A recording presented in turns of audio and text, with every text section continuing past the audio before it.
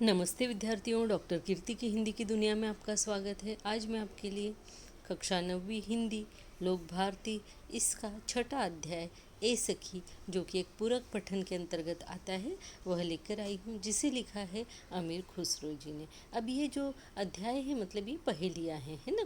तो आइए आज हम इसके स्वाध्याय को देखते हैं, क्योंकि इसका जो एक्सप्लेनेशन वाला वीडियो है वो मैं ऑलरेडी अपलोड कर चुकी हूँ। आज हम इसके जो स्वाध्याय को देखने वाले हैं। इसके अंतर्गत हम सबसे पहले इसके मुकुरियों के आधार पर निम्नलिखित शब्दों की विशेषताएं बताइए। इसमें पाठ के आंगन में जो क नंबर का क्वेश्चन दिया हुआ है, इसका आंसर देखते हैं। पहला दिया हुआ है इसमें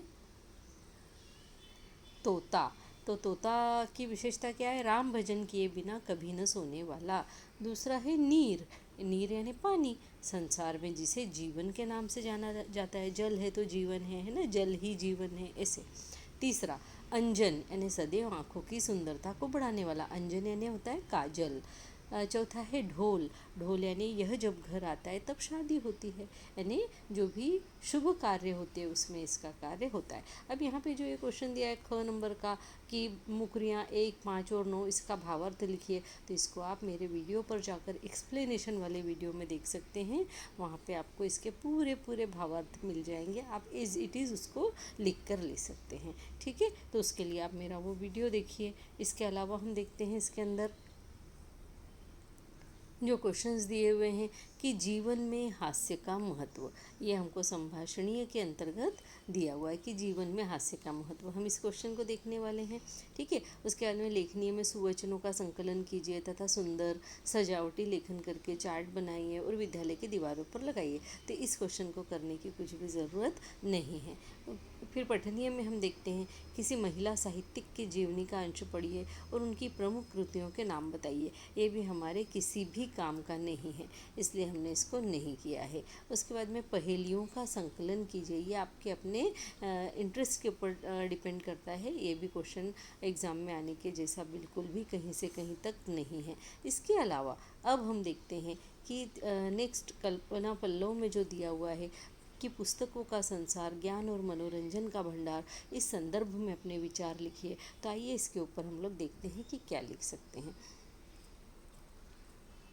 उसके अलावा हम पहले देख लेते हैं ये वाले क्वेश्चन को, और वो है जीवन में हास्य का महत्व। ठीक है, आइए देखते हैं। बिना हंसी का जीवन बहुत ही नीरस हो जाता है। हंसता हुआ मनुष्य सदैव प्रसन्न एवं खुश दिखाई देता है। हर मनुष्य के जीवन में उतार चढ़ाव आते रहते हैं, पर उनका सामना हंसी के साथ करने वाला उनको आसानी से पार कर लेता है।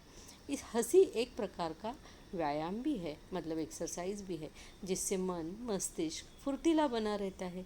जीवन से नीरसता एवं दुख को आसानी से दूर करने का साधन है हंसी, है ना। इसी के माध्यम से हम दूसरों के जीवन को भी खुशियों से भर सकते हैं। यह एक ऐसा साधन है जिससे हम अपने साथ साथ दूसरों के दुखों को भी कम करने में कामयाब रहते हैं। इसीलिए हंसी का हमारे जीवन में अनन्य महत्व है।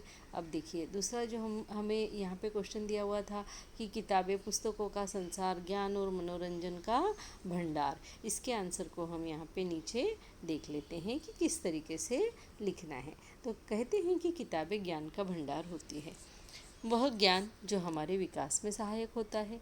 सफदर हाशमी जी कहते हैं, यहाँ हमने कवि ने लिखी हुई जरा 2 लाइनें दे दी है कि किताबें करती हैं बातें बीते ज़मानों की, कल की, आज की, एक एक पल की, खुशियों की, गमों की, फूलों की, बमों की, जीत की, हार की, प्यार की, मार की।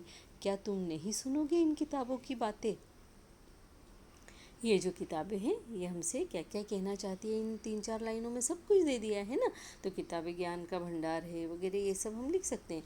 किताबें पढ़ते पढ़ते कब वह किताब एक शख्स बनकर हमसे बातें करने लग जाती है, कब हमारी मित्र बन जाती है, कब हमारे मन को छू लेती है, कब हमारे गमों को अर्थात दुखों को धो देती है, कब हमें हंसा देती है, कब हमें रुला देती है, कब सपनों के अनोखे से एक संसार की सैर पर ले जाती है, पता ही नहीं पड़ता।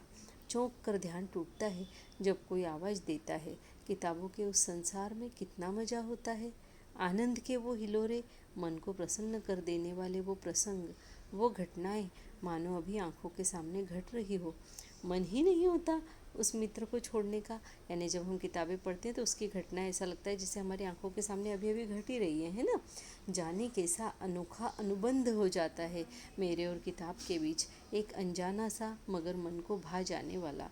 किताबों से प्राप्त ज्ञान वह भंडार होता है जो कभी भी खर्च नहीं होता। चाहे जितना उसे खर्च करो वह बढ़ता ही जाता है। उसे कोई हमसे छीन नहीं सकता, कोई उसे लूट नहीं सकता, सिर्फ हम चाहे तो उसे बांट सकते हैं। इस प्रकार वाचन आनंद प्राप्ति का, ज्ञान प्राप्ति का वह साधन है जिससे कोई भी कभी भी जुड़ सकता है। इसकी न कोई सीमा है, न ही इसका कोई बंधन। इसीलिए हम कह सकते हैं कि मनोरंजन का सबसे अच्छा साधन किताबें होती है। विद्यार्थियों, आपको ये वीडियो कैसा लगा मुझे कमेंट बॉक्स में लिखकर ज़रूर से बताइएगा। आपके कमेंट्स का मैं इंतज़ार करती रहती हूँ और आपके कमेंट्स के जल्दी से जल्दी उत्तर देने का प्रयत्न करती हूँ। इसी के साथ में मैं आपसे एक रिक्वेस्ट करना चाहती हूँ कि मेरे इस चैनल को देखकर ऐसे आगे मत बढ़ जाइए, बल्कि इसे लाइक, सब्सक्राइब और शेयर ज़रूर कीजिए। अपने फ्रेंड्स के साथ में शेयर करना कभी भी मत भूलिए, क्योंकि मिल बांट कर पढ़ने से ज्ञान बढ़ता है, कभी भी कम नहीं होता। इस बात को हमेशा से ध्यान में रखिए। इसी के साथ में धन्यवाद, नमस्ते।